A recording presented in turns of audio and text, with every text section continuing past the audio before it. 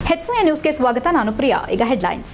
Plastic ಬಳಕೆ ಕಡಿಮೆ ಮಾಡಿ, ಪರಿಸರ ಸಂರಕ್ಷಣೆ ಪ್ರತಿಯೊಬ್ಬರ ಹೊಣೆ. ಹಸಿರು ಹಾಸನ ನಿರ್ಮಿಸಲು ಡಿಸಿ ಕೆಎಸ್ ಲತಾ ಕುಮಾರಿ ಕರೆ.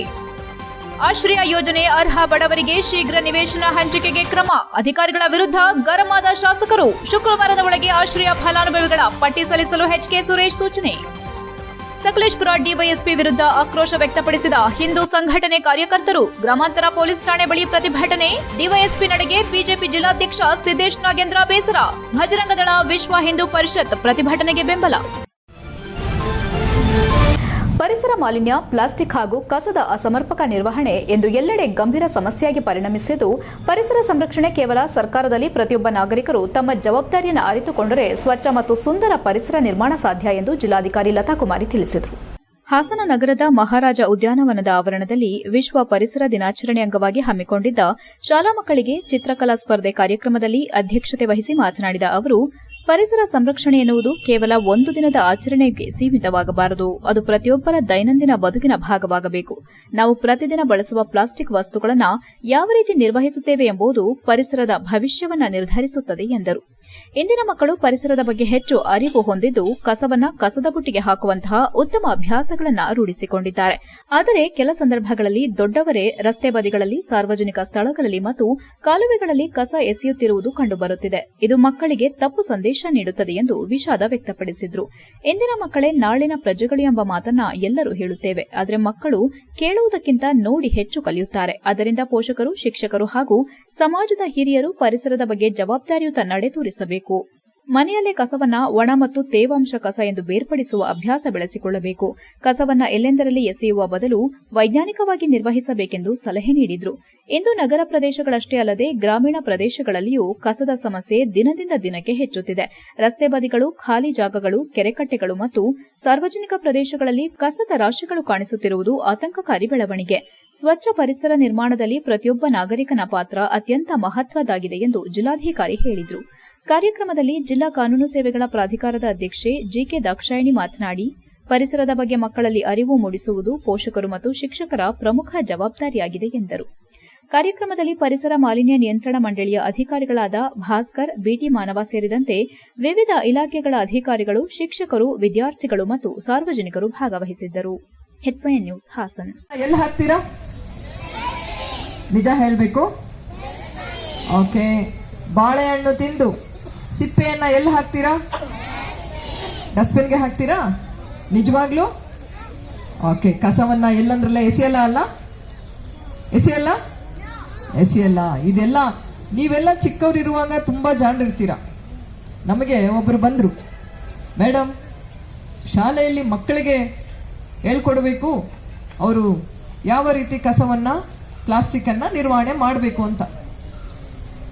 ಅದಕ್ಕೆ ನಾನು ಹೇಳಿದೆ, ನಮ್ಮ ಮಕ್ಕಳು ತುಂಬ ಒಳ್ಳೆಯವರು, ಜಾಣರು, ಖಂಡಿತವಾಗಿ ಅವರು ಡಸ್ಟ್ಬಿನ್ಗೆ ಹಾಕ್ತಾರೆ. ಬೇಲೂರು ಪಟ್ಟಣದ ಪುರಸಭೆ ವೇಲಾಪುರಿ ಸಭಾಂಗಣದಲ್ಲಿ ಶಾಸಕ ಎಚ್ಕೆ ಸುರೇಶ್ ಅವರ ಅಧ್ಯಕ್ಷತೆಯಲ್ಲಿ ನಡೆದ ಆಶ್ರಯ ಸಮಿತಿ ಸಭೆಯಲ್ಲಿ ಆಶ್ರಯ ಯೋಜನೆಯಡಿ ಅರ್ಹ ಬಡ ಮತ್ತು ನಿವೇಶನ ರಹಿತ ಕುಟುಂಬಗಳಿಗೆ ನಿವೇಶನ ಹಂಚಿಕೆ ಹಾಗೂ ಹಕ್ಕುಪತ್ರ ವಿತರಣಾ ಪ್ರಕ್ರಿಯೆಯನ್ನು ತ್ವರಿತಗೊಳಿಸುವ ಮಹತ್ವದ ನಿರ್ಧಾರ ಕೈಗೊಳ್ಳಲಾಯಿತು. ಸಭೆಯಲ್ಲಿ ಮಾತನಾಡಿದ ಶಾಸಕ ಎಚ್ಕೆ ಸುರೇಶ್, ಆಶ್ರಯ ಯೋಜನೆಯ ಫಲಾನುಭವಿಗಳಿಗೆ ಯಾವುದೇ ವಿಳಂಬವಾಗದಂತೆ ನಿವೇಶನ ಹಾಗೂ ಸ್ವಾಧೀನ ಪತ್ರಗಳನ್ನು ವಿತರಿಸಬೇಕೆಂದು ಅಧಿಕಾರಿಗಳಿಗೆ ತಿಳಿಸಿದರು. ಯೋಜನೆಯ ಪ್ರಗತಿಯನ್ನು ನಿರಂತರವಾಗಿ ಪರಿಶೀಲಿಸಲು ಪ್ರತಿವಾರ ಸಭೆ ನಡೆಸಬೇಕೆಂದು ಸೂಚಿಸಿದ ಅವರು, ಅರ್ಹ ಫಲಾನುಭವಿಗಳ ಆಯ್ಕೆ ಪಾರದರ್ಶಕವಾಗಿರಬೇಕು. ವಿವಾಹಿತರಾಗಿದ್ದು ಯಾವುದೇ ಜಮೀನು, ಸೈಟ್ ಅಥವಾ ಆದಾಯದ ಮೂಲ ಹೊಂದಿರದ ನೈಜ ಬಡ ಕುಟುಂಬಗಳಿಗೆ ಮಾತ್ರ ಯೋಜನೆಯ ಸೌಲಭ್ಯ ಕಲ್ಪಿಸಬೇಕೆಂದು ತಿಳಿಸಿದರು. ನಿವೇಶನಗಳನ್ನು ಫಲಾನುಭವಿಗಳ ಮೂಲ ಹೆಸರಲ್ಲೇ ಮಂಜೂರು ಮಾಡಲಾಗುವುದು ಎಂದರು. ಆಶ್ರಯ ಯೋಜನೆಗಾಗಿ ಮೀಸಲಿಟ್ಟಿರುವ 5 ಎಕರೆ ಜಾಗದ ಅಭಿವೃದ್ಧಿ ಕಾಮಗಾರಿಗಳಿಗೆ ನಗರೋತ್ಥಾನ ಯೋಜನೆಯಡಿ 30 ಲಕ್ಷ ವಿಶೇಷ ಅನುದಾನವನ್ನು ಬಳಸಿಕೊಳ್ಳಲಾಗುತ್ತಿದೆ.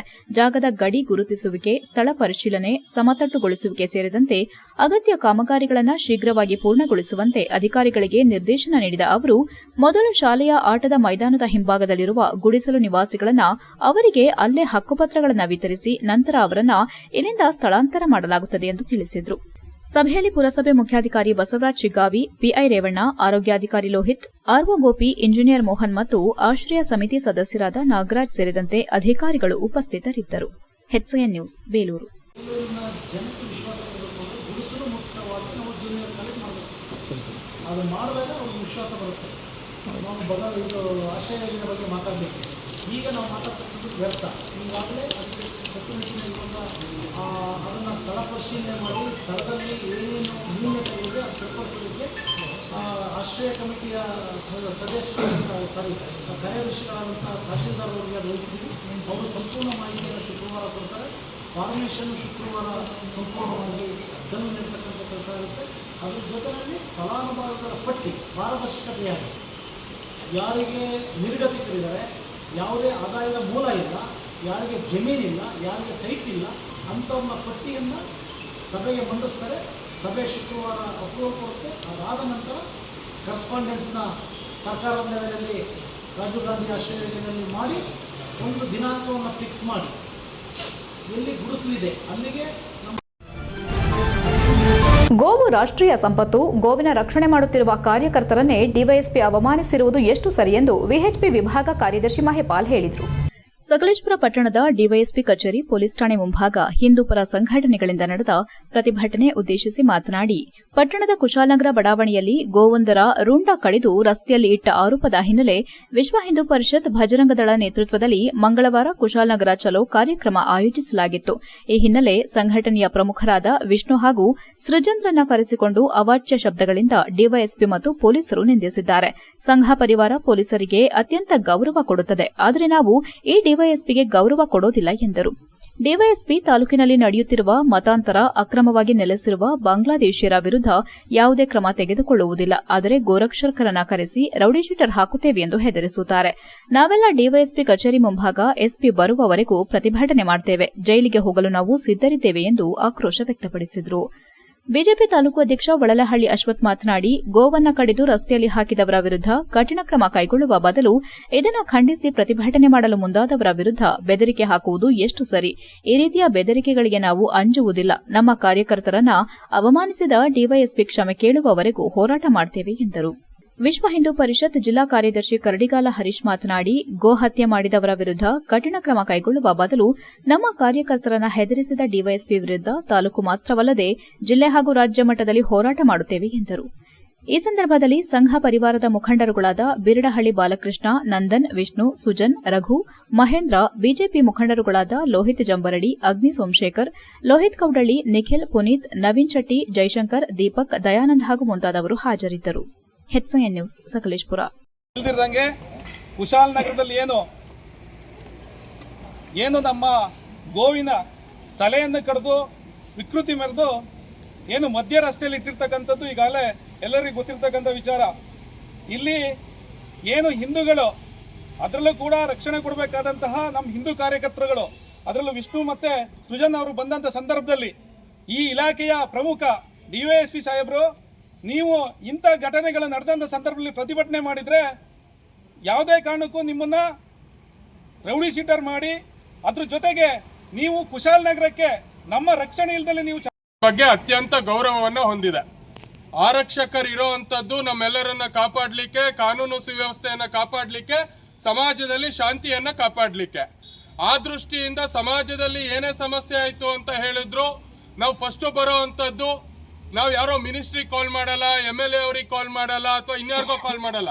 ಎಲ್ಲಾ ಸಂಘಟನೆಗಳು ಎಲ್ಲರೂ ಸೇರಿದಂತೆ ಬರುವಂತದ್ದು ಪೊಲೀಸ್ ಸ್ಟೇಷನ್ಗೆ. ಕಾರಣ ಏನು ಅಂದ್ರೆ ಇಡೀ ಸಮಾಜವನ್ನ ಕಾಪಾಡುವಂಥದ್ದು ಪೊಲೀಸ್ ಸ್ಟೇಷನ್ ಅನ್ನುವಂಥ ಭಾವನೆ ಎಲ್ಲರಿಗೂ ಇರುವಂಥದ್ದು, ಅದು ಸತ್ಯವೂ ಕೂಡ. ಆದ್ರೆ ಕುಶಾಲನಗರದಲ್ಲಿ ಏನು ಸಕಲೇಶಪುರದ ಬಡಾವಣೆ ಆಗಿರುವಂತ ಕುಶಾಲನಗರದಲ್ಲಿ ಒಂದು ಅನ್ಯ ಧರ್ಮೀಯ ಪ್ರಾರ್ಥನಾಲಯದ ಮುಂದೆ ಏನು ಗೋವಿನ ತಲೆಯನ್ನ ಕಡ್ದಿಟ್ಟಿದ್ರು, ಅದು ಸಮಾಜದಲ್ಲಿ ಶಾಂತಿಯನ್ನ ಕದಿಡ್ಲಿಕ್ಕೆ ಮಾಡಿರುವಂತ ಒಂದು ಪೂರ್ವ ನಿಯೋಗ. ಹೆಚ್ಎನ್ ನ್ಯೂಸ್ನಲ್ಲಿ ಈಗ ಒಂದು ಪುಟ್ಟ ಬ್ರೇಕ್. ಓ ರಮೇಶ. ಹಾಯ್ ಸುರೇಶ, ನೀನೇನೋ ಇಲ್ಲಿ? ನನ್ ಮಗನ್ನ PU ಜೊತೆಗೆ CA ಮಾಡ್ಸೋಣ ಅಂದ್ರೆ ನನ್ನ ಮಗ ಸ್ಪೋರ್ಟ್ಸ್ ಕಲ್ಚರಲ್ಸ್ ಅಂತಿದ್ದಾನೆ. ಏನ್ ಮಾಡೋದು? ಅದಕ್ಕೆ ಟೆನ್ಷನ್. ಡೈರೆಕ್ಟ್ ಆಗಿ ಕರ್ಕೊಂಡು ಹೋಗಿ ಪ್ರತಿ ಸಲ 100% ರಿಸಲ್ಟ್ ತಗೋತಿರೋ ನಮ್ಮ ಸೆಂಟ್ರಲ್ ಕಾಮರ್ಸ್ ಕಾಲೇಜ್ಗೆ ಸೇರ್ಸು. ಅಲ್ಲಿ ಪ್ರತಿ ವರ್ಷ ಸ್ಟೇಟ್ ರ್ಯಾಂಕ್ಸ್ ಹಾಗೆ ಜಿಲ್ಲೆಗೆ ಫಸ್ಟ್ ರ್ಯಾಂಕ್ ತಗೊಳ್ಳೋ ಜೊತೆಗೆ CA CS ಗೆ ಕೋಚಿಂಗ್ ಕೊಟ್ಟು ಒಳ್ಳೆ ರಿಸಲ್ಟ್ ಕೊಡ್ತಿರೋ ಜಿಲ್ಲೆಯ ನಂಬರ್ 1 ಕಾಮರ್ಸ್ ಕಾಲೇಜು. ಅಲ್ಲ, CA ಕೇಳಿದೀನಿ, CS ಅಂದ್ರೆ ಕಂಪನಿ ಸೆಕ್ರೆಟರಿ ಅಂತ. ಅದು CA ತರನೇ ಪ್ರೊಫೆಷನಲ್ ಕೋರ್ಸು. ಇಡೀ ಜಿಲ್ಲೆಯಲ್ಲಿ CS ಗೆ ಕೋಚಿಂಗ್ ಕೊಡ್ತಿರೋದು ಇದೊಂದೇ ಕಾಲೇಜು. ಜೊತೆಗೆ ಜೊತೆಗೆ PU ಡಿಗ್ರಿ ಎಲ್ಲಾ ಸ್ಟೂಡೆಂಟ್ಸ್ಗೂ advance Excel, SAP, Tally, power BI ತರ ಆಡ್ ಆನ್ ಕೋರ್ಸ್ಗಳು ಇವೆ. ಇಷ್ಟೇ ಅಲ್ಲಪ್ಪ, ಡಿಗ್ರಿ ಸ್ಟೂಡೆಂಟ್ಸ್ಗೆ ಪ್ಲೇಸ್ಮೆಂಟ್ ಟ್ರೈನಿಂಗ್ ಕೊಟ್ಟು ಕ್ಯಾಂಪಸ್ ಇಂಟರ್ವ್ಯೂ ಮಾಡಿಸ್ತಾರೆ. ಮತ್ತೆ ಪ್ರತಿ ವರ್ಷ ಕಾಲೇಜಿನ 50 ರಿಂದ 60 ವಿದ್ಯಾರ್ಥಿಗಳು ಒಳ್ಳೊಳ್ಳೆ ಕಂಪನಿಗೆ ಸೆಲೆಕ್ಟ್ ಆಗ್ತಿದ್ದಾರೆ. ಜೊತೆಗೆ ಸ್ಪೋರ್ಟ್ಸ್ ನಲ್ಲಿ ಈ ಕಾಲೇಜ್ ನ ಮಕ್ಕಳು ಸ್ಟೇಟ್ ಮತ್ತೆ ನ್ಯಾಷನಲ್ಸ್ ಗೂ ಹೋಗ್ತಾರೆ. ಕಲ್ಚರಲ್ಸ್ ಗೆ ಟ್ಯಾಲೆಂಟ್ ಹಂಟ್ ಅಂತ ಹಬ್ಬನೇ ಮಾಡ್ತಾರೆ. ಹಾಗಾದ್ರೆ ಕಾಮರ್ಸ್ ಮಕ್ಕಳಿಗೆ ಬೇಕಿರೋ A to Z ಇದೊಂದೇ ಕಾಲೇಜ್ ನಲ್ಲಿ ಸಿಗುತ್ತೆ ಅಂತ ಆಯ್ತು. ಹೌದು, ಹುಡುಗರಿಗೂ ಹುಡುಗಿಯರಿಗೂ ಪ್ರತ್ಯೇಕ ಹಾಸ್ಟೆಲ್ ವ್ಯವಸ್ಥೆ ಕೂಡ ಇದೆ. ಅದೇ ನಮ್ಮ ಸೆಂಟ್ರಲ್ ಕಾಮರ್ಸ್ ಕಾಲೇಜ್. ಪ್ರವೇಶಾತಿಗಾಗಿ ಸಂಪರ್ಕಿಸಿ central commerce PU college, Saibaba temple ಎದುರು, ಸಾಲಗಾಮಿ ರಸ್ತೆ, Hassan. Central commerce degree college, Salagami ರಸ್ತೆ, ಹಾಸನ. ದೂರವಾಣಿ ಸಂಖ್ಯೆ 9916141544 ಮತ್ತು 9902301522.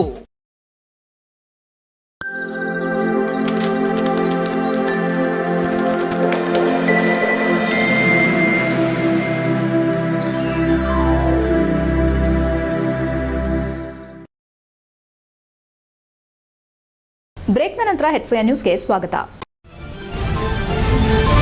ದೇಶದ ಅತ್ಯಂತ ಪ್ರತಿಷ್ಠಿತ ಮತ್ತು ಸವಾಲಿನ ಪ್ರವೇಶ ಪರೀಕ್ಷೆಗಳಲ್ಲಿ ಒಂದಾದ JEE ಅಡ್ವಾನ್ಸ್ 2026ರ ಫಲಿತಾಂಶ ಪ್ರಕಟವಾಗಿದ್ದು, ಹಾಸನ ನಗರದ ವಿದ್ಯಾರ್ಥಿ ತನಿಷ್ ಚಂದ್ರ P ಜಿಲ್ಲೆಯಲ್ಲಿ ಪ್ರಥಮ ಸ್ಥಾನ ಗಳಿಸುವ ಮೂಲಕ ಗಮನಾರ್ಹ ಸಾಧನೆ ಮಾಡಿದ್ದಾರೆ. ದೇಶದಾದ್ಯಂತ ಸಾವಿರಾರು ಪ್ರತಿಭಾವಂತ ವಿದ್ಯಾರ್ಥಿಗಳ ನಡುವೆ ಸ್ಪರ್ಧಿಸಿ ಈ ಸಾಧನೆ ಮಾಡಿರುವ ಅವರು ಹಾಸನ ಜಿಲ್ಲೆಯ ಶಿಕ್ಷಣ ಕ್ಷೇತ್ರಕ್ಕೆ ಹೆಮ್ಮೆ ತಂದಿದ್ದಾರೆ. ಪತ್ರಿಕಾಗೋಷ್ಠಿಯಲ್ಲಿ ಮಂಗಳವಾರ ವಿದ್ಯಾರ್ಥಿ ತನಿಷ್ ಚಂದ್ರ ಅವರ ತಂದೆ ಫಾಲಚಂದ್ರ ಮತ್ತು ತಾಯಿ ಡಾಕ್ಟರ್ CY ಶ್ರೀಲತಾ ಮಾತನಾಡಿ, JEE ಅಡ್ವಾನ್ಸ್ ಪರೀಕ್ಷೆ ಭಾರತೀಯ ತಾಂತ್ರಿಕ ಸಂಸ್ಥೆಗಳಿಗೆ ಪ್ರವೇಶಕ್ಕಾಗಿ ನಡೆಯುವ ಅತ್ಯಂತ ಕಠಿಣ ಪರೀಕ್ಷೆಯಾಗಿದ್ದು, ಪ್ರತಿ ವರ್ಷ ಲಕ್ಷಾಂತರ ವಿದ್ಯಾರ್ಥಿಗಳು JEE ಮೇನ್ಸ್ ಪರೀಕ್ಷೆಗೆ ಹಾಜರಾಗುತ್ತಾರೆ. ಇಂತಹ ತೀವ್ರ ಸ್ಪರ್ಧೆಯ ನಡುವೆ ಹಾಸನದ ವಿದ್ಯಾರ್ಥಿಯೊಬ್ಬರು ಜಿಲ್ಲೆಯಲ್ಲಿ ಅಗ್ರಸ್ಥಾನ ಪಡೆಯುವುದು ವಿಶೇಷ ಸಾಧನೆಯಾಗಿದೆ. ತನಿಷ್ ಚಂದ್ರ ಅವರು ತಮ್ಮ ಶಾಲಾ ಶಿಕ್ಷಣವನ್ನ ಹಾಸನದ ಪೋದಾರ್ ಇಂಟರ್ನ್ಯಾಷನಲ್ ಸ್ಕೂಲ್ನಲ್ಲಿ ಪೂರ್ಣಗೊಳಿಸಿದ್ದಾರೆ ಎಂದರು. ತಮ್ಮ ಸಾಧನೆ ಕುರಿತು ಮಾತನಾಡಿದ ತನಿಷ್ ಚಂದ್ರ, JEE ಅಡ್ವಾನ್ಸ್ ಪರೀಕ್ಷೆಯಲ್ಲಿ ಉತ್ತಮ ಫಲಿತಾಂಶ ಪಡೆಯುವುದು ನನ್ನ ಬಹುದಿನಗಳ ಕನಸಾಗಿತ್ತು. ಕಳೆದ 2 ವರ್ಷಗಳಿಂದ ನಿಯಮಿತವಾಗಿ ಅಧ್ಯಯನ ಮಾಡಿದ್ದೇನೆ. ಪ್ರತಿದಿನ ಕಲಿತ ವಿಷಯಗಳನ್ನು ಪುನರಾವರ್ತನೆ ಮಾಡುವುದು, ಮಾಕ್ ಟೆಸ್ಟ್ಗಳನ್ನು ಬರೆಯುವುದು ಮತ್ತು ತಪ್ಪುಗಳನ್ನು ವಿಶ್ಲೇಷಿಸುವುದಕ್ಕೆ ಹೆಚ್ಚು ಸಮಯ ನೀಡಿದ್ದೆ. ಶಿಕ್ಷಕರ ಮಾರ್ಗದರ್ಶನ ಮತ್ತು ಪೋಷಕರ ಪ್ರೋತ್ಸಾಹದಿಂದ ಈ ಸಾಧನೆ ಸಾಧ್ಯವಾಗಿದೆ ಎಂದರು. ಪತ್ರಿಕಾಗೋಷ್ಠಿಯಲ್ಲಿ ಪ್ರಸನ್ನಕುಮಾರ್, ಜಯಂತ್ ಹಾಗೂ ಇತರರು ಉಪಸ್ಥಿತರಿದ್ದರು. HCN news Hassan. ಮಾಕ್ ಟೆಸ್ಟ್ಗಳನ್ನು ಬರೆಯುವುದು ಮತ್ತು ತಪ್ಪುಗಳನ್ನು ವಿಶ್ಲೇಷಿಸುವುದಕ್ಕೆ ಹೆಚ್ಚು ಸಮಯ ನೀಡಿದ್ದೆ. ಶಿಕ್ಷಕರ ಮಾರ್ಗದರ್ಶನ ಮತ್ತು ಪೋಷಕರ ಪ್ರೋತ್ಸಾಹದಿಂದ ಈ ಸಾಧನೆ ಸಾಧ್ಯವಾಗಿದೆ ಎಂದರು. ಪತ್ರಿಕಾಗೋಷ್ಠಿಯಲ್ಲಿ ಪ್ರಸನ್ನಕುಮಾರ್, ಜಯಂತ್ ಹಾಗೂ ಇತರರು ಉಪಸ್ಥಿತರಿದ್ದರು. HCN news Hassan. ಮಾಕ್ ಟೆಸ್ಟ್ಗಳನ್ನು ಬರೆಯುವುದು ಮತ್ತು ತಪ್ಪುಗಳನ್ನು ವಿಶ್ಲೇಷಿಸುವುದಕ್ಕೆ ಹೆಚ್ಚು ಸಮಯ ನೀಡಿದ್ದೆ. ಶಿಕ್ಷಕರ ಮಾರ್ಗದರ್ಶನ ಮತ್ತು ಪೋಷಕರ ಪ್ರೋತ್ಸಾಹದಿಂದ ಈ ಸಾಧನೆ ಸಾಧ್ಯವಾಗಿದೆ ಎಂದರು. ಪತ್ರಿಕಾಗೋಷ್ಠಿಯಲ್ಲಿ ಪ್ರಸನ್ನಕುಮಾರ್, ಜಯಂತ್ ಹಾಗೂ ಇತರರು ಉಪಸ್ಥಿತರಿದ್ದರು. HCN news Hassan. ಮಾಕ್ ಟೆಸ್ಟ್ಗಳನ್ನು ಬರೆಯುವುದು ಮತ್ತು ತಪ್ಪುಗಳನ್ನು ವಿಶ್ಲೇಷಿಸುವುದಕ್ಕೆ ಹೆಚ್ಚು ಸಮಯ ನೀಡಿದ್ದೆ. ಶಿಕ್ಷಕರ ಮಾರ್ಗದರ್ಶನ ಮತ್ತು ಪೋಷಕರ ಪ್ರೋತ್ಸಾಹದಿಂದ ಈ ಸಾಧನೆ ಸಾಧ್ಯವಾಗಿದೆ ಎಂದರು. ಪತ್ರಿಕಾಗೋಷ್ಠಿಯಲ್ಲಿ ಪ್ರಸನ್ನಕುಮಾರ್, ಜಯಂತ್ ಹಾಗೂ ಇತರರು ಉಪಸ್ಥಿತರಿದ್ದರು. HCN news Hassan. ಮಾಕ್ ಟೆಸ್ಟ್ಗಳನ್ನು ಬರೆಯುವುದು ಮತ್ತು ತಪ್ಪುಗಳನ್ನು ವಿಶ್ಲೇಷಿಸುವುದಕ್ಕೆ ಹೆಚ್ಚು ಸಮಯ ನೀಡಿದ್ದೆ. ಶಿಕ್ಷಕರ ಮಾರ್ಗದರ್ಶನ ಮತ್ತು ಪೋಷಕರ ಪ್ರೋತ್ಸಾಹದಿಂದ ಈ ಸಾಧನೆ ಸಾಧ್ಯವಾಗಿದೆ ಎಂದರು. ಪತ್ರಿಕಾಗೋಷ್ಠಿಯಲ್ಲಿ ಪ್ರಸನ್ನಕುಮಾರ್, ಜಯಂತ್ ಹಾಗೂ ಇತರರು ಉಪಸ್ಥಿತರಿದ್ದರು. HCN news Hassan. ಮಾಕ್ ಟೆಸ್ಟ್ಗಳನ್ನು ಬರೆಯುವುದು ಮತ್ತು ತಪ್ಪುಗಳನ್ನು ವಿಶ್ಲೇಷಿಸುವುದಕ್ಕೆ ಹೆಚ್ಚು ಸಮಯ ನೀಡಿದ್ದೆ. ಶಿಕ್ಷಕರ ಮಾರ್ಗದರ್ಶನ ಮತ್ತು ಪೋಷಕರ ಪ್ರೋತ್ಸಾಹದಿಂದ ಈ ಸಾಧನೆ ಸಾಧ್ಯವಾಗಿದೆ ಎಂದರು. ಪತ್ರಿಕಾಗೋಷ್ಠಿಯಲ್ಲಿ ಪ್ರಸನ್ನಕುಮಾರ್, ಜಯಂತ್ ಹಾಗೂ ಇತರರು ಉಪಸ್ಥಿತರಿದ್ದರು. HCN news Hassan. ಮಾಕ್ ಟೆಸ್ಟ್ಗಳನ್ನು ಬರೆಯುವುದು ಮತ್ತು ದಲಿತ ಸಮುದಾಯದ ಹಿರಿಯ ನಾಯಕ, ಆಲೂರು ಸಕಲೇಶಪುರ ಕ್ಷೇತ್ರದ ಮಾಜಿ ಶಾಸಕ ಹಾಗೂ ಸಚಿವ HK ಕುಮಾರಸ್ವಾಮಿ ಜನ್ಮದಿನದ ಅಂಗವಾಗಿ ಅವರ ಅಭಿಮಾನಿಗಳು ಮತ್ತು ಜೆಡಿಎಸ್ ಪಕ್ಷದ ಕಾರ್ಯಕರ್ತರು ತಾಲೂಕಿನ ತಾಳೂರು ಗ್ರಾಮದ ಪುರಾಣ ಪ್ರಸಿದ್ಧ ಶ್ರೀ ಆಂಜನೇಯ ಸ್ವಾಮಿ ದೇವಸ್ಥಾನದಲ್ಲಿ ವಿಶೇಷ ಪೂಜೆ ಸಲ್ಲಿಸುವ ಮೂಲಕ ಭಗವಂತ ಅವರಿಗೆ ಆಯುರ್ ಆರೋಗ್ಯ ಐಶ್ವರ್ಯ ಕರುಣಿಸಲಿ ಎಂದು ಪ್ರಾರ್ಥನೆ ಸಲ್ಲಿಸಿದರು. ಈ ಸಂದರ್ಭದಲ್ಲಿ HK ಕುಮಾರಸ್ವಾಮಿ ಮತ್ತು ಪತ್ನಿ ಚಂಚಲಾ ಕುಮಾರಸ್ವಾಮಿ ಆಯೋಜಿಸಿದ ವಿಶೇಷ ಪೂಜೆಯಲ್ಲಿ ಪಾಲ್ಗೊಂಡರು.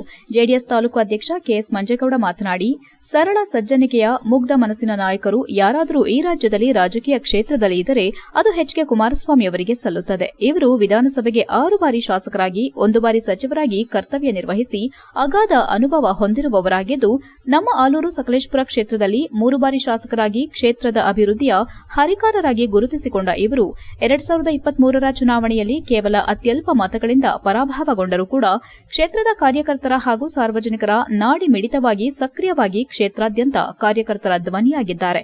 ಇವರ ಅನುಭವ ಮತ್ತು ಅಭಿವೃದ್ಧಿಪರ ಚಿಂತನೆಗಳು ಈ ಕ್ಷೇತ್ರಕ್ಕೆ ಅಗತ್ಯವಾಗಿದ್ದು, ಮುಂದಿನ 2028ರ ಚುನಾವಣೆಯಲ್ಲಿ ಇವರನ್ನ ಮತ್ತೊಮ್ಮೆ ಕ್ಷೇತ್ರದ ಶಾಸಕರಾಗಿ ಆಯ್ಕೆ ಮಾಡುವ ಜೊತೆಗೆ ಈ ದಿನ ಹೇಗೆ ಅವರ ಜನ್ಮದಿನವನ್ನ ಸಂಭ್ರಮದಿಂದ ಆಚರಿಸುತ್ತೇವೆಯೋ ಮುಂದಿನ 2028ರಲ್ಲಿ ಅವರನ್ನ ಶಾಸಕರನ್ನಾಗಿ ಮಾಡಿ ವಿಜಯೋತ್ಸವ ಆಚರಿಸೋಣ.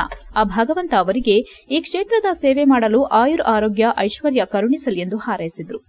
ಈ ವೇಳೆ ಜನ್ಮದಿನದ ಕೇಂದ್ರಬಿಂದು ಮಾಜಿ ಸಚಿವ ಎಚ್ ಕೆ ಕುಮಾರಸ್ವಾಮಿ ತಮ್ಮ ಅಭಿಮಾನಿಗಳು ಹಾಗೂ ಕಾರ್ಯಕರ್ತರನ್ನ ಉದ್ದೇಶಿಸಿ ಮಾತನಾಡಿ, ಈ ಕ್ಷೇತ್ರದ ಜನರು ಹಾಗೂ ನಮ್ಮ ಪಕ್ಷದ ಕಾರ್ಯಕರ್ತರು ನನಗೆ 15 ವರ್ಷಗಳ ಕಾಲ ಆಶೀರ್ವಾದ ಮಾಡಿ ಈ ಕ್ಷೇತ್ರದ ಸೇವೆ ಮಾಡಲು ಶಕ್ತಿ ತುಂಬಿದ್ದಾರೆ. ಅದೇ ರೀತಿ 2023ರಲ್ಲೂ ಕೂಡ ನನ್ನನ್ನು ಆಶೀರ್ವದಿಸಬೇಕೆಂಬ ಉದ್ದೇಶದಿಂದ ಪ್ರೀತಿಯಿಂದ ಮತವನ್ನ ನೀಡಿದ ಎಲ್ಲರಿಗೂ ಕೃತಜ್ಞನಾಗಿರುತ್ತೇನೆ ಎಂದರು. ಈ ಸಂದರ್ಭದಲ್ಲಿ ತಾಲೂಕು ಜೆಡಿಎಸ್ ಅಧ್ಯಕ್ಷ ಕೆಎಸ್ ಮಂಜೇಗೌಡ, ಜೆಡಿಎಸ್ ಮುಖಂಡರಾದ ಬಿಸಿ ಶಂಕರಾಚಾರ್, ಅಜ್ಜೇಗೌಡ, ಹಾಸನ ಹಾಲು ಒಕ್ಕೂಟದ ನಿರ್ದೇಶಕ ಪಿಎಲ್ ಲಿಂಗರಾಜ್, ಜಿಲ್ಲಾ ಸಹಕಾರ ಯೂನಿಯನ್ ಅಧ್ಯಕ್ಷ ಎಸ್ಎನ್ ಪ್ರಕಾಶ್, ತಾಲೂಕು ಪಂಚಾಯಿತಿ ಮಾಜಿ ಸದಸ್ಯರಾದ ಸಿವಿ ಲಿಂಗರಾಜ್, ಕೆಎನ್ ಕಾಂತರಾಜ್, ನಟರಾಜ್ ನಾಕಲ್ಗೂಡು, ಸಹಕಾರ ಸಂಘದ ಅಧ್ಯಕ್ಷ ಹೋತನಹಳ್ಳಿಪುರ ಮಂಜೇಗೌಡ, ಮುಖಂಡರಾದ ಕೆವಿ ಮಲ್ಲಿಕಾರ್ಜುನ್, ಗ್ರಾಮ ಪಂಚಾಯಿತಿ ಮಾಜಿ ಉಪಾಧ್ಯಕ್ಷ ಜೈಪಾಲ್, ಶಶಿಧರ್ ಬೆಕ್ಕಡಿ, ಧರ್ಮರಾಜ್ ಮಗ್ಗೆ, ನಂದೀಶ್ ಸುಳುಗೋಡು ಉಪಸ್ಥಿತರಿದ್ದರು. HN news Aluru. ಕುಮಾರಸ್ವಾಮಿ ಇವತ್ತು ನಮ್ಮ ಮಾಜಿ ಎಮ್ ಎಲ್ ಎ ಹುಟ್ಟುಹಬ್ಬ ಇತ್ತು, ಹಂಗಾಗಿ ಆಯ್ತು ಈ ತಾಳೂರಲ್ಲಿದ್ದೀವಿ. ಹೇಳ್ತೀನಿ ಹೇಳ್ತೀನಿ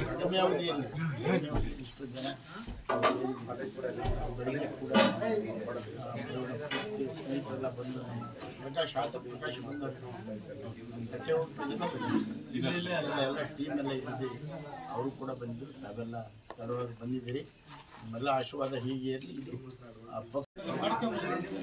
ಈ ಸಂದರ್ಭದಲ್ಲಿ ಆಂಜನೇಯ ಆಶೀರ್ವಾದ ಕೇಳ್ತಾ ಭಗವಂತ ದೇವೇಗೌಡರು 9 ಅವರು ನಿಂತ್ಕೊಂಡು ಹೇಳಿದ್ರು, ಈ ಆಂಜನೇಯನ ಬಹಳ ಶಕ್ತಿ ಇದೆ ಇದು ಇದಾಗ್ತದೆ ಅಂತ ಹೇಳಿದ್ರು. ಒಂದ್ಸರಿ ಬರ್ತೀನಿ ಅಂತ ಹೇಳಿದ್ರು, ಬರೋಕ್ಕಾಗಲಿಲ್ಲ, ಅವ್ರು ವಯಸ್ಸಾಯಿತು, ಅದಂತ ಬಂದಿಲ್ಲ. ಇದು ಆಲೂರು ತಾಲೂಕಲ್ಲಿ 65-70 ಆಂಜನೇಯ ದೇವಸ್ಥಾನ ಇದೆ. ಅದರಲ್ಲಿ ಇದೇ ದೊಡ್ಡದು. ಇಲ್ಲಿ ಒಬ್ಬ ಪಾಳ್ಯಗಾರ ಇದ್ದಂಥ ಸ್ಥಳ ಇದೆ. ಇಲ್ಲಿ ಪಾಳ್ಯಗಾರ ನಮ್ಮ ಪಾಳ್ಯಗಾರರಿಗೆ ಅವ್ರದ್ದು ಇದ್ದಂಥವ್ರು ಈ ಸ್ಥಳ. ಹಾಸನದ ವಿದ್ಯಾನಗರದಲ್ಲಿರುವ ನಟ ಯಶ್ ಅವರ ತಾಯಿ ಪುಷ್ಪಾ ಅವರ ಮಾಲೀಕತ್ವದ ಶೆಡ್ ಕಾಂಪೌಂಡ್ ಧ್ವಂಸಗೊಂಡ ಪ್ರಕರಣಕ್ಕೆ ಸಂಬಂಧಿಸಿದಂತೆ ಬಡಾವಣೆ ಪೊಲೀಸ್ ಠಾಣೆಯಲ್ಲಿ ಎಫ್ಐಆರ್ ದಾಖಲಾಗಿದೆ. ಪ್ರಕರಣದಲ್ಲಿ ಸುಮಾರು 24 ಲಕ್ಷ ಮೌಲ್ಯದ ಆಸ್ತಿ ಹಾನಿಯಾಗಿದೆ ಎಂದು ಆರೋಪಿಸಲಾಗಿದೆ. ಈ ಸಂಬಂಧ ಆರಂಭಿಕ ದೂರು ನೀಡಿದರೂ ಪ್ರಕರಣ ದಾಖಲಿಸದಿರುವ ಬಗ್ಗೆ ಪೊಲೀಸರ ವಿರುದ್ಧ ನಿರ್ಲಕ್ಷ್ಯದ ಆರೋಪ ಕೇಳಿಬಂದಿತು. ಪುಷ್ಪಾ ಅವರ ಸಂಬಂಧಿ ದುರ್ಗಾಪ್ರಸಾದ್ ಅವರು ಡಿಜಿಟಲ್ ಸಾಕ್ಷ್ಯಾಧಾರಗಳೊಂದಿಗೆ 4ನೇ ಹೆಚ್ಚುವರಿ ಸಿವಿಲ್ ನ್ಯಾಯಾಲಯ ಮತ್ತು ಜೆಎಂಎಫ್ಸಿ ಕೋರ್ಟ್ನಲ್ಲಿ ಖಾಸಗಿ ದೂರು ದಾಖಲಿಸಿದ್ದರು. ಈ ನಡುವೆ ಪುಷ್ಪಾ ಅವರು 1 ವಾರದ ಹಿಂದೆ ಪೊಲೀಸ್ ಮಹಾನಿರ್ದೇಶಕರನ್ನ ಭೇಟಿ ಮಾಡಿದ್ದು, ಮೇ 30ರಂದು ಹಾಸನ ಜಿಲ್ಲಾ ಪೊಲೀಸ್ ವರಿಷ್ಠಾಧಿಕಾರಿ ಶುಭಾನ್ವಿತಾ ಅವರನ್ನ ಭೇಟಿಯಾಗಿ ಮನವಿ ಸಲ್ಲಿಸಿದ್ದರು. ನ್ಯಾಯಾಲಯದ ನಿರ್ದೇಶನದಂತೆ ಎಫ್ಐಆರ್ ದಾಖಲಿಸುವಂತೆ ಎಸ್ಪಿ ಸೂಚನೆ ನೀಡಿದ ಬಳಿಕ ಬಡಾವಣೆ ಪೊಲೀಸ್ ಠಾಣೆ ಪೊಲೀಸರು ದೇವರಾಜ್ ಹಾಗೂ ಇತರರ ವಿರುದ್ಧ ಪ್ರಕರಣ ದಾಖಲಿಸಿದ್ದಾರೆ. ಪ್ರಕರಣವನ್ನು ಭಾರತೀಯ ನ್ಯಾಯ ಸಂಹಿತೆ ಕಾಲಂ 329(3) ಮತ್ತು 324(4) ಅಡಿಯಲ್ಲಿ ದಾಖಲಿಸಲಾಗಿದೆ. ಈ ಸಂಬಂಧದ ಮೂಲ ದೂರನ್ನ ದುರ್ಗಾಪ್ರಸಾದ್ ಅವರು 2026ರ ಜನವರಿ 4ರಂದು ಬಡಾವಣೆ ಪೊಲೀಸ್ ಠಾಣೆಗೆ ಸಲ್ಲಿಸಿದ್ದರು. ಪ್ರಕರಣದ ತನಿಖೆಯನ್ನ ಪೊಲೀಸರು ಮುಂದುವರೆಸಿದ್ದು, ಆಸ್ತಿ ಧ್ವಂಸಕ್ಕೆ ಸಂಬಂಧಿಸಿದ ಆರೋಪಗಳ ಕುರಿತು ಹೆಚ್ಚಿನ ಮಾಹಿತಿ ಸಂಗ್ರಹಿಸುತ್ತಿದ್ದಾರೆ. HN news Hassan. ಹೆಚ್ಎನ್ ನ್ಯೂಸ್ನಲ್ಲಿ ಈಗ ಒಂದು ಪುಟ್ಟ ಬ್ರೇಕ್.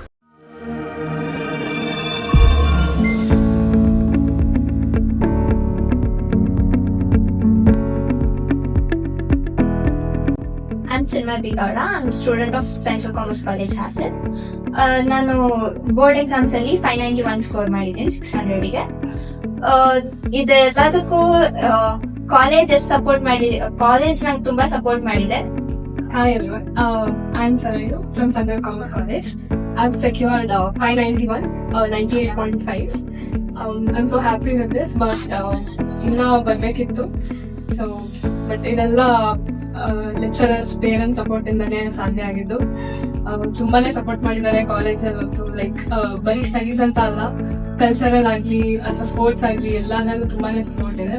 ಆಪರ್ಚುನಿಟೀಸ್ ಯಾವ್ದಕ್ಕೂ ಕಡಿಮೆ ಇಲ್ಲ, ಎಲ್ಲದಕ್ಕೂ ಕೊಡ್ತಾರೆ. ಒಳ್ಳೆ ಸ್ಥಾನಕ್ಕೆ ಬೆಳೆಯಕ್ಕೆ ಹೆಲ್ಪ್ ಮಾಡ್ತಾರೆ. I am so grateful for them. ಎಲ್ಲ ಅವ್ರ ಸಪೋರ್ಟ್ ಇಂದಾನೆ ಆಗಿದೆ. Sir Pramod, a student of Central Commerce College. I secured 591 out of 600. To be here, I am very thankful to my lecturers and my parents who supported me to achieve these marks. Thank you for all for supporting me. ನನ್ನ ಹೆಸರು ದೇವಿಕಾ. ನಾನು central commerce ಕಾಲೇಜಲ್ಲಿ second PU ಮುಗಿಸಿದ್ದೀನಿ. ನಾನು ಈಗ 2026 ಅದು second PU exam ಅಲ್ಲಿ 590 score ಮಾಡಿದ್ದೀನಿ 600ಗೆ. I was expecting still more. Revaluation ಆಗ್ತೀನಿ. ಐ ನೋ ಡೆಫಿನೆಟ್ಲಿ ನಾನು ಅಚೀವ್ ಮಾಡ್ತೀನಿ. ಇನ್ನು ನಾನೇನು ಎಕ್ಸ್ಪೆಕ್ಟ್ ಮಾಡಿದ್ದೆ ಅದನ್ನ ಅಂತ. I'm Meganadi, students of Central Commerce College. I scored 590. ಎಲ್ಲರಿಗೂ ನಮಸ್ಕಾರ. ನಾನು ಮಹೇಶ್, ಸೆಂಟ್ರಲ್ ಕಾಮರ್ಸ್ ಕಾಲೇಜಿನ ಸಂಸ್ಥಾಪಕ. 2025-26 ಸಾಲಿನ ದ್ವಿತೀಯ PUC ಫಲಿತಾಂಶದಲ್ಲಿ ನಮ್ಮ ಕಾಲೇಜು ಮತ್ತೊಮ್ಮೆ 100% ಫಲಿತಾಂಶವನ್ನು ಪಡ್ಕೊಂಡಿದೆ. ಸತತ 9ನೇ ಬಾರಿಗೆ 100% ಫಲಿತಾಂಶವನ್ನು ಪಡೆದು ನಮ್ಮ ಕಾಲೇಜಿನ ವಿದ್ಯಾರ್ಥಿಗಳು ಜಿಲ್ಲೆಯಲ್ಲಿ ಇತಿಹಾಸವನ್ನೇ ಸೃಷ್ಟಿ ಮಾಡಿದ್ದಾರೆ. ಜೊತೆಗೆ ಕಳೆದ 8 ವರ್ಷಗಳ ಫಲಿತಾಂಶಕ್ಕಿಂತ ಈ ವರ್ಷದಲ್ಲಿ ಅತ್ಯುತ್ತಮ ಫಲಿತಾಂಶವನ್ನ ಪಡ್ಕೊಂಡಿದ್ದೇವೆ. ನಮ್ಮ ಕಾಲೇಜಿನ ಯಾವುದೋ ಒಬ್ಬ ಅಥವಾ ಇಬ್ಬರು ವಿದ್ಯಾರ್ಥಿಗಳು ಉತ್ತಮ ಫಲಿತಾಂಶವನ್ನ ಪಡ್ಕೊಂಡಿರೋದಲ್ಲ. ಕಾಲೇಜಿನ ಒಬ್ಬ ಅಥವಾ ಇಬ್ಬರು ವಿದ್ಯಾರ್ಥಿಗಳು ಉತ್ತಮ ಫಲಿತಾಂಶವನ್ನ ಪಡ್ಕೊಂಡು ಉಳಿದ ವಿದ್ಯಾರ್ಥಿಗಳು ಸಾಧಾರಣ ಫಲಿತಾಂಶವನ್ನ ಪಡ್ಕೊಂಡ್ರೆ ಅಥವಾ ಕೆಲವು ವಿದ್ಯಾರ್ಥಿಗಳು ಫೇಲ್ ಆದ್ರೆ ಅದನ್ನ ಉತ್ತಮ ಫಲಿತಾಂಶ ಅಂತ ಆಗ್ಲಿ ಅಥವಾ ಉತ್ತಮ ಗುಣಮಟ್ಟದ ಶಿಕ್ಷಣ ಅಂತ ಆಗ್ಲಿ ಖಂಡಿತ ಹೇಳಲಿಕ್ಕೆ ಬರೋದಿಲ್ಲ. ನಮ್ಮ ಕಾಲೇಜಿನ ವಿಶೇಷತೆ, ಕಾಲೇಜಿನ ಎಲ್ಲ ವಿದ್ಯಾರ್ಥಿಗಳು ಅತ್ಯುತ್ತಮ ಫಲಿತಾಂಶವನ್ನು ಪಡ್ಕೊಂಡಿದ್ದಾರೆ, ಅತ್ಯುತ್ತಮ ಸಾಧನೆಯನ್ನ ಮಾಡಿದ್ದಾರೆ. ಪರೀಕ್ಷೆಗೆ ಹಾಜರಾದ ವಿದ್ಯಾರ್ಥಿಗಳ ಸಂಖ್ಯೆ 178, ಡಿಸ್ಟಿಂಕ್ಷನ್ಸ್ 142, ಎಬೋವ್ 90% 113, ಎಬೋವ್ 95% 63 ವಿದ್ಯಾರ್ಥಿಗಳು ಹಾಗೂ 100 ಔಟ್ ಆಫ್ 100 92 ವಿದ್ಯಾರ್ಥಿಗಳು. ಜೊತೆಗೆ ನಮ್ಮ ಕಾಲೇಜಿನ ಎಲ್ಲ 178 ವಿದ್ಯಾರ್ಥಿಗಳ ಸರಾಸರಿ ಅಂದ್ರೆ ಆವರೇಜ್ ಮಾರ್ಕ್ಸ್ ಅಂದ್ರೆ ಕಾಲೇಜಿನ ಪ್ರತಿಯೊಬ್ಬ ವಿದ್ಯಾರ್ಥಿ ಪಡ್ಕೊಂಡಿರುವಂತಹ ಸರಾಸರಿ ಅಂಕಗಳು 91%. ಇದು ಒಂದು ಕಾಮರ್ಸ್ ಕಾಲೇಜ್ ಸೃಷ್ಟಿ ಮಾಡಿರುವಂತಹ ಒಂದು ಇತಿಹಾಸ ಅಂತಾನೆ ಹೇಳ್ಬೋದು. ಜೊತೆಗೆ ಪರೀಕ್ಷೆಗೆ ಹಾಜರಾದ 178 ವಿದ್ಯಾರ್ಥಿಗಳಲ್ಲಿ 176 ವಿದ್ಯಾರ್ಥಿಗಳ ಫಲಿತಾಂಶ ಅವರ SSLC ಫಲಿತಾಂಶಕ್ಕಿಂತ ಹೆಚ್ಚಾಗಿರುವಂತದ್ದು ಕಾಲೇಜಿನ ಗುಣಮಟ್ಟಕ್ಕೆ ಹಾಗೂ ಕಾಲೇಜು ಪ್ರತಿಯೊಬ್ಬ ವಿದ್ಯಾರ್ಥಿಗೆ ನೀಡುತ್ತಿರುವಂತಹ ಪ್ರಾಮುಖ್ಯತೆಗೆ ಸಾಕ್ಷಿ. ಕಾಲೇಜಿನ ಎಲ್ಲ ವಿದ್ಯಾರ್ಥಿಗಳಿಗೆ ಅಭಿನಂದನೆಗಳನ್ನು ಸಲ್ಲಿಸ್ತಾ ಇದ್ದೇನೆ. Thank you so much.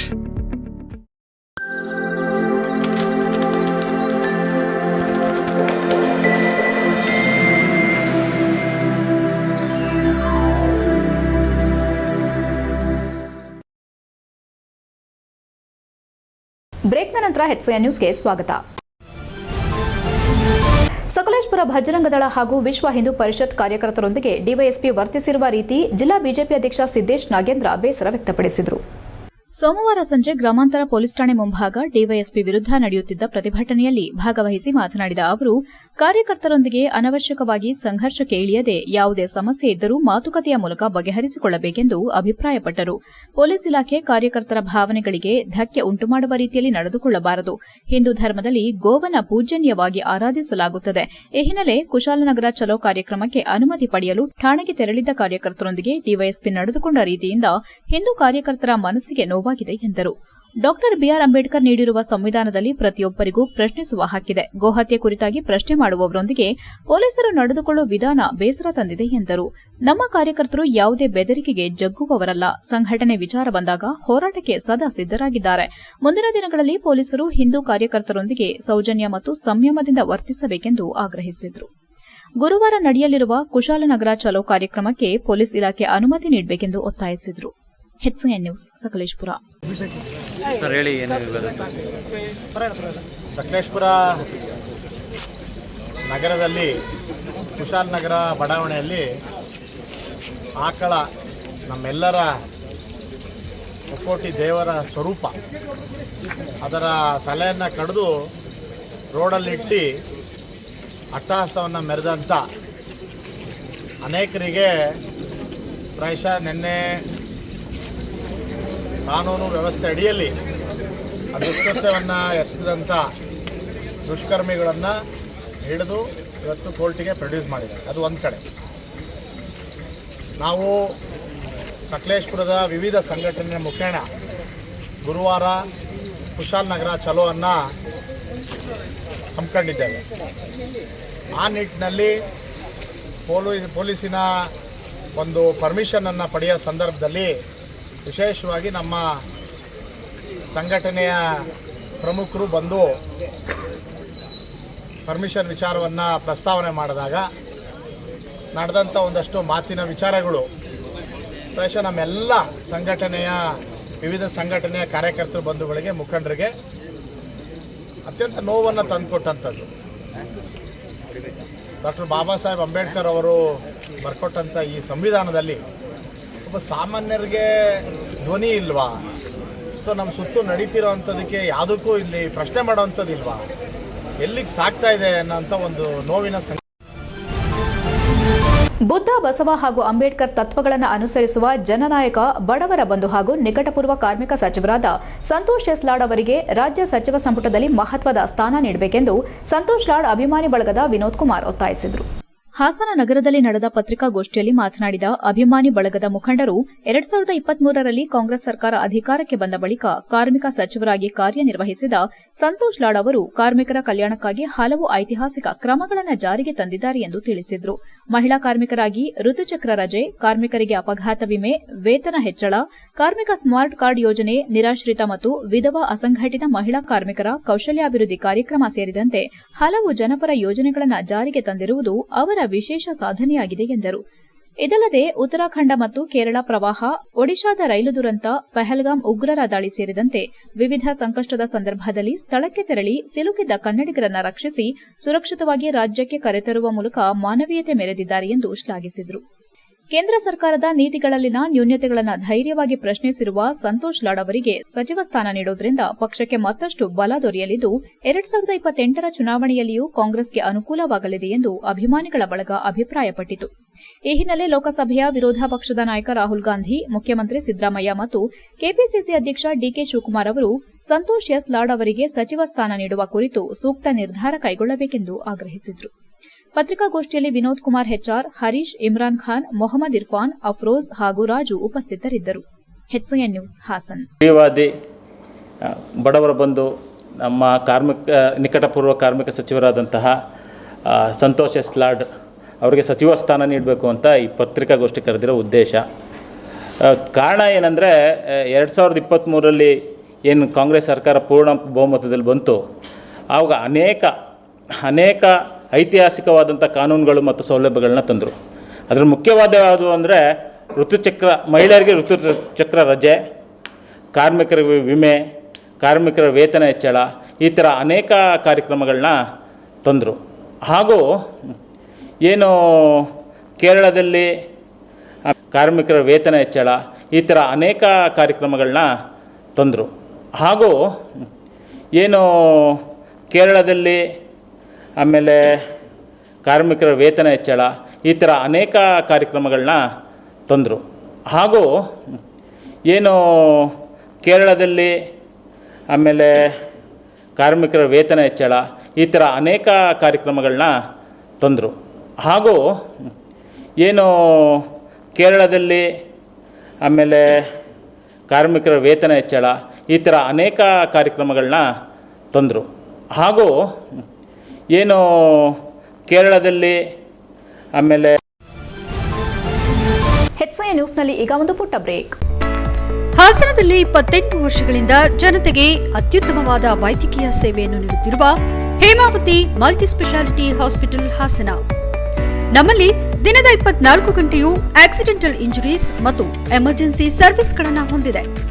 Hemavathi ಆಸ್ಪತ್ರೆಯ ಡಾಕ್ಟರ್ ನಿಖಿಲ್ ಆರ್ಭಟ್ ರವರು MS ಆರ್ಥೋಪೆಡಿಕ್ನಲ್ಲಿ ಚಿನ್ನದ ಪದಕ ಪಡೆದು ಸಿಂಗಾಪುರ್ ಜನರಲ್ ಹಾಸ್ಪಿಟಲ್ನಲ್ಲಿ ಫೆಲೋಶಿಪ್ ಇನ್ ಜಾಯಿಂಟ್ ರಿಪ್ಲೇಸ್ಮೆಂಟ್ ಸರ್ಜರಿಯ ಪದವಿ ಪಡೆದು ಸೇವೆಯನ್ನ ಸಲ್ಲಿಸಿರುತ್ತಾರೆ.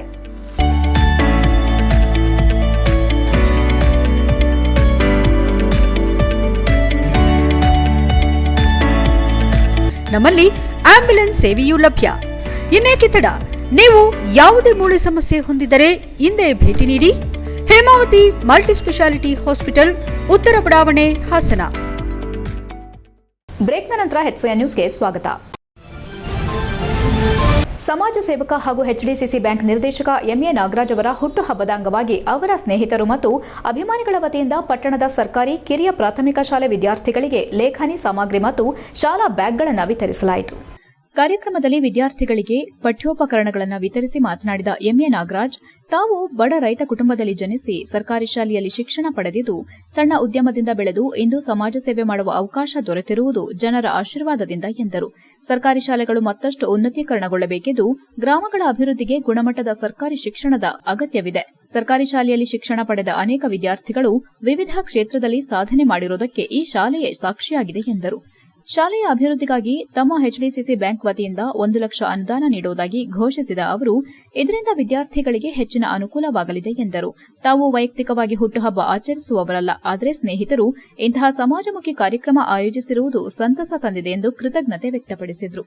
ಪತ್ರಕರ್ತರ ಸಂಘದ ಅಧ್ಯಕ್ಷ ಬಿಬಿ ಶಿವರಾಜ್ ಮಾತನಾಡಿ, ನಾಗರಾಜ್ ಅವರು ತಮ್ಮ ರಾಜಕೀಯ ಹಾಗೂ ಸಾಮಾಜಿಕ ಜೀವನದಲ್ಲಿ ತಾವೊಬ್ಬರೇ ಬೆಳೆಯದೆ ತಮ್ಮೊಂದಿಗೆ ಹಲವರನ್ನ ಬೆಳೆಸುವ ಮೂಲಕ ಯುವಕರ ಬಲಿಷ್ಠ ತಂಡವನ್ನ ಕಟ್ಟಿಕೊಂಡಿದ್ದಾರೆ ಎಂದರು. ಪತ್ರಕರ್ತರ ಸಂಘದ ಕ್ಷೇಮಾಭಿವೃದ್ಧಿಗೂ 1 ಲಕ್ಷ ನೆರವು ನೀಡಿರುವ ಇವರು ಬಡವರು, ರೈತ ಕುಟುಂಬಗಳು ಹಾಗೂ ವಿದ್ಯಾರ್ಥಿಗಳ ನೆರವಿಗೆ ಸದಾ ಮುಂದಾಗುತ್ತಿದ್ದಾರೆ. ಹಲವಾರು ಬಡ ಮಕ್ಕಳ ಶಿಕ್ಷಣದ ವೆಚ್ಚವನ್ನ ಗೌಪ್ಯವಾಗಿ ಭರಿಸುತ್ತಿರುವುದು ಅವರ ಸೇವಾ ಮನೋಭಾವಕ್ಕೆ ಸಾಕ್ಷಿಯಾಗಿದೆ ಎಂದರು. ಎಪಿಎಂಸಿ ಮಾಜಿ ಅಧ್ಯಕ್ಷ ಸಿಎಚ್ ಮಹೇಶ್ ಮಾತನಾಡಿ, ಸಣ್ಣ ರೈತರ ಮಗನಾಗಿ ಬೆಳೆದ ನಾಗರಾಜ್ ಅವರು ಸರ್ಕಾರಿ ಶಾಲೆಗಳ ಅಭಿವೃದ್ಧಿಗೆ ವಿಶೇಷ ಒತ್ತು ನೀಡಿದ್ದಾರೆ. ಸರ್ಕಾರಿ ಶಾಲೆಗಳ ಬಗ್ಗೆ ಕೆಲವರು ತಾರತಮ್ಯ ತೋರುವ ಇಂದಿನ ದಿನಗಳಲ್ಲಿ ಶಿಕ್ಷಣ ಮತ್ತು ಸಮಾಜಮುಖಿ ಕಾರ್ಯಗಳ ಮೂಲಕ ಮಲೆನಾಡು ಭಾಗದಲ್ಲಿ ನಾಗಣ್ಣ ಎಂದೇ ಜನಪ್ರಿಯರಾಗಿದ್ದು ರಾಜಕೀಯ ಕ್ಷೇತ್ರದಲ್ಲಿಯೂ ತಮ್ಮದೇ ಆದ ಛಾಪನ್ನ ಮೂಡಿಸಿದ್ದಾರೆ ಎಂದು ಶ್ಲಾಘಿಸಿದರು. ಕಾರ್ಯಕ್ರಮದಲ್ಲಿ ಪಿಎಲ್ಡಿ ಬ್ಯಾಂಕ್ ಅಧ್ಯಕ್ಷ ದಿನೇಶ್, ಪತ್ರಕರ್ತರ ಸಂಘದ ಮಾಜಿ ಅಧ್ಯಕ್ಷ ಮೋಹನ್ ಕುಮಾರ್, ರಾಘವೇಂದ್ರ ಹೊಳ್ಳ, ಕಾರ್ಯದರ್ಶಿ ಲಕ್ಷ್ಮಣ್, ಗಣೇಶ್, ರವಿಹೊಳ್ಳ, ಲೋಹಿತ್, ಕೇಬಲ್ ವಿಜಯಕುಮಾರ್, ಆರಾಧ್ಯ ಉಪಸ್ಥಿತರಿದ್ದರು. HCN news, Belur. ಈಗಾಗಲೇ ಆಶಾ ಮೇಡಮ್ ಸವಿಸ್ತಾರ ಅವರು ಹೇಳಿದ್ದಾರೆ. ನನಗೆ ಮೇಡಮ್ ಇದು ಆ್ಯಕ್ಚುಲಿ ಅನ್ಎಕ್ಸ್ಪೆಕ್ಟೆಡ್. ಈ ಶಾಲೆಗೆ ಬರ್ತೀನಿ ಅಂತಲೂ ನನಗೆ ಇವತ್ತು ಅನಿರೀಕ್ಷಿತ. ಇದಕ್ಕೆ ನಮ್ಮ ಸ್ನೇಹಿತರಾದ ಗಣೇಶು ಮತ್ತು ಕೂತು ಇಲ್ಲಿ ಬಂದಿರ್ತಕ್ಕಂಥವ್ರು ಕಾರಣೀಭೂತರು ಅಂತ ಹೇಳ್ತಾ, ಇವತ್ತು ನಾನು ಮೇಡಮ್ ನೀವು ಮಲ್ನಾಡು ಹೋಟೆಲ್ ನಾಗರಾಜ್ ಅಂತ ಹೇಳಿದ್ರಿ, ಭಾಳ ಸಂತೋಷ. ನಾನು ಹಳೆಯ ನನ್ನ ಸ್ವಂತ ಆಸ್ತಿ ಬಂಡವಾಳ ಸಂದರ್ಭದಲ್ಲಿ ನಾನು ನೆನಪು ಮಾಡ್ಕೊಳ್ಬೇಕು ಅಂತ ಅನ್ನಿಸ್ತು ನನಗೆ, ಹಾಗಾಗಿ ನೆನಪು ಮಾಡ್ಕೊಳ್ತಾ ಇದ್ದೀನಿ. ಜೊತೆಗೆ ಸರ್ ನಿಮ್ಮ ಹತ್ರ ಒಂದು ರಿಕ್ವೆಸ್ಟ್, ಯಾಕಂದ್ರೆ ನಮಗೆ ಇನ್ನು 2 ವರ್ಷ 6 ತಿಂಗಳು, ಮಾಸ್ಟರ್ಗೆ 2 ವರ್ಷ 7 ತಿಂಗಳು ನಮಗೆ ರಿಟೈರ್ಡ್ ಆಗಿನ ಶಾಲೆಯನ್ನ ನೀವು ಉಳಿಸ್ಕೊಳ್ಳಿ. ನಿಮ್ಮ ಮಾತಿಗೆ ಒಂದು ಬೆಲೆ ಇರುತ್ತೆ ಅನ್ನೋದು ನಮ್ಮ ಭಾವನೆ. ದಯಮಾಡಿ ಇಲ್ಲಿ ಇರುವಂತಹ ನಮ್ಮ ಸುತ್ತಮುತ್ತಲ ಇರುವಂತಹ ಒಂದು ಪೋಷಕರನ್ನ ಅವ್ರಿಗೊಂದು ಮಾತನ್ನ ಹೇಳಿ, ನಮ್ಮ ಶಾಲೆಯಲ್ಲಿ ಇವಾಗ ನಿಮ್ಗೆಲ್ಲ ಗೊತ್ತಿಲ್ಲದೆ ಗವರ್ನಮೆಂಟ್ ಶಾಲೆಯಲ್ಲಿ ಫುಲ್ ಇವಾಗ ಇಂಗ್ಲಿಷ್ ಮೀಡಿಯಂ ಮಾಡಿದ್ದಾರೆ. ಜೊತೆಗೆ ನಮ್ಮಲ್ಲಿ ಕಂಪ್ಯೂಟರ್ ಇದೆ. ರಾಜ್ಯ ಸರ್ಕಾರವು ಖಾಸಗಿ ಶಾಲೆಗಳಿಗೆ ಪರ್ಯಾಯವಾಗಿ ಹಾಗೂ ಬಡ ವಿದ್ಯಾರ್ಥಿಗಳಿಗೆ ಗುಣಮಟ್ಟದ ಶಿಕ್ಷಣ ಒದಗಿಸುವ ಉದ್ದೇಶದಿಂದ ಜಾರಿಗೆ ತಂದಿರುವ ಕರ್ನಾಟಕ ಪಬ್ಲಿಕ್ ಸ್ಕೂಲ್ ಯೋಜನೆಯಡಿ ಅರೆಹಳ್ಳಿ ಪಟ್ಟಣದಲ್ಲಿ ಶಾಲೆ ಆರಂಭಗೊಂಡಿದೆ. ಶಾಲಾ ಪ್ರಾರಂಭೋತ್ಸವದ ಅಂಗವಾಗಿ ಹೊಸದಾಗಿ ದಾಖಲಾದ ಎಲ್ಕೆಜಿ ವಿದ್ಯಾರ್ಥಿಗಳನ್ನು ಹೂ ನೀಡಿ ಸ್ವಾಗತಿಸಿ ಅಕ್ಷರಾಭ್ಯಾಸ ಕಾರ್ಯಕ್ರಮಕ್ಕೆ ಚಾಲನೆ ನೀಡಲಾಯಿತು. ಕಾರ್ಯಕ್ರಮದಲ್ಲಿ ಭಾಗವಹಿಸಿದ್ದ ಶಾಸಕ ಎಚ್ಕೆ ಸುರೇಶ್ ಮಾತನಾಡಿ, ಅಕ್ಷರಾಭ್ಯಾಸವು ಮಕ್ಕಳಿಗೆ ಜ್ಞಾನದ ಲೋಕದ ಪರಿಚಯ ಮಾಡಿಕೊಡುವ ಭಾರತೀಯ ಸಂಸ್ಕೃತಿ ಮತ್ತು ಪರಂಪರೆಯ ಪ್ರತೀಕವಾಗಿದೆ. ನಾಡಿನ ಅನೇಕ ಪೋಷಕರು ತಮ್ಮ ಮಕ್ಕಳಿಗೆ ಶೃಂಗೇರಿ ಸೇರಿದಂತೆ ವಿವಿಧ ಪುಣ್ಯಕ್ಷೇತ್ರಗಳಲ್ಲಿ ಅಕ್ಷರಾಭ್ಯಾಸ ಮಾಡಿಸುವ ಸಂಪ್ರದಾಯವನ್ನು ಅನುಸರಿಸುತ್ತಾರೆ. ಆದರೆ ಅಂತಹ ಕ್ಷೇತ್ರಗಳಿಗೆ ತೆರಳಲು ಸಾಧ್ಯವಾಗದ ಪೋಷಕರಿಗೆ ಶಿಕ್ಷಕರು, ಶಾಲಾ ಅಭಿವೃದ್ಧಿ ಸಮಿತಿ ಮತ್ತು ಅಧಿಕಾರಿಗಳ ಸಮ್ಮುಖದಲ್ಲಿ ಅಕ್ಷರಾಭ್ಯಾಸ ಕಾರ್ಯಕ್ರಮ ಆಯೋಜಿಸಿರುವುದು ಶ್ಲಾಘನೀಯ ಎಂದರು. ಬೇಲೂರು ತಾಲೂಕು ಇತಿಹಾಸ ಮತ್ತು ಸಾಂಸ್ಕೃತಿಕ ಪರಂಪರೆಯ ನೆಲೆಯಾಗಿದ್ದು, ಇದೇ ರೀತಿ ಅರೆಹಳ್ಳಿಯ ಕರ್ನಾಟಕ ಪಬ್ಲಿಕ್ ಸ್ಕೂಲ್ ಕೂಡ ಶಿಕ್ಷಣ ಕ್ಷೇತ್ರದಲ್ಲಿ ತನ್ನದೇ ಆದ ಇತಿಹಾಸ ನಿರ್ಮಿಸಲಿ ಎಂದು ಶುಭ ಹಾರೈಸಿದರು. ಕಾರ್ಯಕ್ರಮದಲ್ಲಿ ಕೆಪಿಎಸ್ ಉಪ ಪ್ರಾಂಶುಪಾಲ ಶಿವಕುಮಾರ್ ಎಸ್ಎನ್ ಪ್ರಾಸ್ತಾವಿಕವಾಗಿ ಮಾತನಾಡಿ, ಶಾಲೆಯ ಉದ್ದೇಶ ಮತ್ತು ಕಾರ್ಯಚಟುವಟಿಕೆಗಳ ಕುರಿತು ಮಾಹಿತಿ ನೀಡಿದರು. ಕ್ಷೇತ್ರ ಶಿಕ್ಷಣಾಧಿಕಾರಿ Bhagyamma S Karnataka public school ಶಿಕ್ಷಣ ವ್ಯವಸ್ಥೆ, ಅದರ ವಿಶೇಷತೆಗಳು ಮತ್ತು ವಿದ್ಯಾರ್ಥಿಗಳಿಗೆ ದೊರೆಯುವ ಸೌಲಭ್ಯಗಳ ಕುರಿತು ವಿವರಿಸಿದರು. ಈ ಸಂದರ್ಭದಲ್ಲಿ ಶಾಲೆಯ ಪ್ರಾಂಶುಪಾಲ ಮಂಜುನಾಥ್ ಎಚ್ಎಸ್, ಶಾಲಾ ಅಭಿವೃದ್ಧಿ ಸಮಿತಿ ಅಧ್ಯಕ್ಷ ಪಾಲಾಕ್ಷ, ಉಪಾಧ್ಯಕ್ಷ ವಿಜಯರಾಜು, ಖಜಾಂಚಿ ಸೋಮನಾಥ್, ಪಿಡಿಒ ಚಂದ್ರಯ್ಯ, ಶಿಕ್ಷಕರು, ಪೋಷಕರು ಹಾಗೂ ಸಾರ್ವಜನಿಕರು ಉಪಸ್ಥಿತರಿದ್ದರು. HCN news, Belur. ಅದೇ ರೀತಿಯಲ್ಲಿ ನಮ್ಮ ದೇಶದ ಸಂಸ್ಕಾರ, ಸಂಸ್ಕೃತಿ ಎತ್ತಿಡಿತಕ್ಕಂತಹ ಬಹುಶಃ ಇಡೀ ರಾಜ್ಯದಲ್ಲಿ ಇವತ್ತು ಅರೆಹಳ್ಳಿ ಪ್ರಾಥಮಿಕ ಶಾಲೆ ಕೆಪಿಎಸ್ಸಿ ಶಾಲೆಯಲ್ಲಿ ಅಕ್ಷರಾಭ್ಯಾಸವನ್ನ ಬಹುಶಃ ಕಳೆದ 1 ತಿಂಗಳಿಂದ ತಾವು ಶೃಂಗೇರಿನಲ್ಲಿರ್ಬೋದು, ಅನ್ನಪೂರ್ಣೇಶ್ವರಿ ದೇವಸ್ಥಾನದಲ್ಲಿರ್ಬೋದು, ನಿನ್ನೆವರೆಗೂ ಸಹ ಅತಿ ಹೆಚ್ಚು ಪೋಷಕರು ಮಕ್ಕಳನ್ನ ಕರ್ಕೊಂಡೋಗಿ ಅಕ್ಷರಾಭ್ಯಾಸವನ್ನ ಮಾಡಿಸ್ತಕ್ಕಂಥ ಯಾವ್ದಾದ್ರು ಪವಿತ್ರವಾದಂತಹ ದೇವರು. ಕೊನೆಯಲ್ಲಿ ಮತ್ತೊಮ್ಮೆ ಮುಖ್ಯಾಂಶಗಳು. ಪ್ಲಾಸ್ಟಿಕ್ ಬಳಕೆ ಕಡಿಮೆ ಮಾಡಿ, ಪರಿಸರ ಸಂರಕ್ಷಣೆ ಪ್ರತಿಯೊಬ್ಬರ ಹೊಣೆ, ಹಸಿರು ಹಾಸನ ನಿರ್ಮಿಸಲು ಡಿಸಿ ಕೆಎಸ್ ಲತಾಕುಮಾರಿ ಕರೆ. ಆಶ್ರಯ ಯೋಜನೆ ಅರ್ಹ ಬಡವರಿಗೆ ಶೀಘ್ರ ನಿವೇಶನ ಹಂಚಿಕೆಗೆ ಕ್ರಮ, ಅಧಿಕಾರಿಗಳ ವಿರುದ್ಧ ಗರಂ ಆದ ಶಾಸಕರು. ಶುಕ್ರವಾರದ ಒಳಗೆ ಆಶ್ರಯ ಫಲಾನುಭವಿಗಳ ಪಟ್ಟಿ ಸಲ್ಲಿಸಲು ಎಚ್ಕೆ ಸುರೇಶ್ ಸೂಚನೆ. ಸಕಲೇಶಪುರ ಡಿವೈಎಸ್ಪಿ ವಿರುದ್ಧ ಆಕ್ರೋಶ ವ್ಯಕ್ತಪಡಿಸಿದ ಹಿಂದೂ ಸಂಘಟನೆ ಕಾರ್ಯಕರ್ತರು. ಗ್ರಾಮಾಂತರ ಪೊಲೀಸ್ ಠಾಣೆ ಬಳಿ ಪ್ರತಿಭಟನೆ. ಡಿವೈಎಸ್ಪಿ ನಡೆಗೆ ಬಿಜೆಪಿ ಜಿಲ್ಲಾಧ್ಯಕ್ಷ ಸಿದ್ದೇಶ್ ನಾಗೇಂದ್ರ ಬೇಸರ. ಭಜರಂಗದಳ ವಿಶ್ವ ಹಿಂದೂ ಪರಿಷತ್ ಪ್ರತಿಭಟನೆಗೆ ಬೆಂಬಲ. ಇಷ್ಟೊತ್ತು ನೀವು ನೋಡಿದ್ದು ಹಾಸನದ ಸುದ್ದಿ ಅಂದ್ರೆ HCN ನ್ಯೂಸ್.